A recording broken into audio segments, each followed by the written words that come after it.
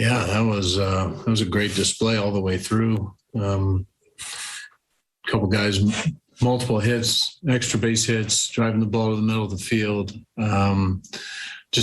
We talk about an approach, and approach really varies pitch to pitch, at bat. But when they're using the middle and they're driving the ball to the middle, that's normally keeping them on just about everything and putting a lot of pressure on. Love what we did on the bases as well.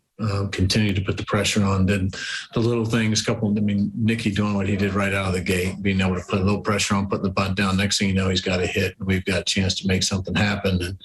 And Cam doing it later on. Those are the kind of things that we get excited about, where you're seeing the Dozers jump out of the park to the middle of the field. I haven't really seen a ball jump like that for him in that direction in a while. That just is really good swing path. And then that combined with taking walks and getting it done. It was a good offensive day. I was going to ask about Hunter and just his whole month here. Is this the kind of hitter that you guys really see out of him and to end the season like that? Yeah, we talked about it even today in the middle of the game, just watching how that ball is carrying towards the middle and opposite field. We saw a lot of that in spring training, and he was really in a nice place in the spring.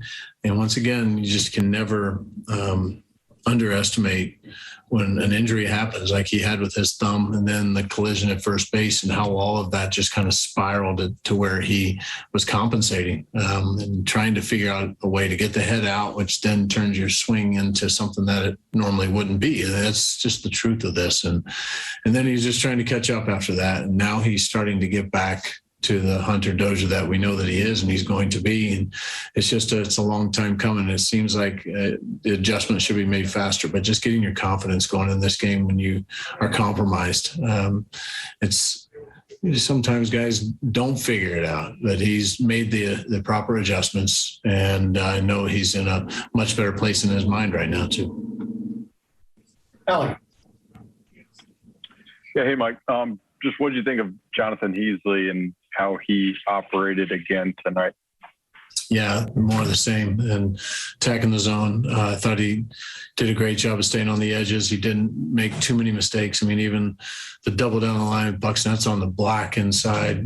Ball came back a little bit on the ball Donaldson hit, but overall, not a lot of mistakes until he got tired, and he hit a wall pretty quick, and that's completely understandable. He was kind of being deconditioned before he got here, and we've tried to ramp him back up, and that's hard to do. But when you hit the wall, you hit the wall. And unfortunately, we let a couple more runs come in before we got him out. But I thought it was a really good job. Best changeup we've seen. I thought the curveball was the pitch that stood out to me more as far as a secondary pitch.